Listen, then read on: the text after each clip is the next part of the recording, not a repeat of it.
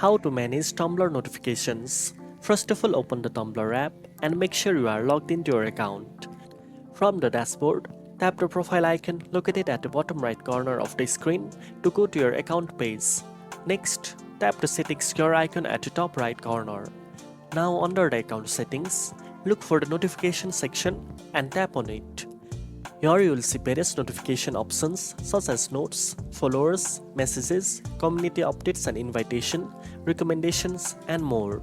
You can toggle each switch on or off depending on what kind of alerts you want to receive. Managing these settings can help reduce distractions and keep you informed only about what matters you the most. Once you are done adjusting everything, just exit the settings. Your changes will be saved automatically. Now you know how to manage Tumblr notifications. If you found this video helpful, don't forget to like, share and subscribe for more tech tips. Thanks for watching and I'll see you in the next one.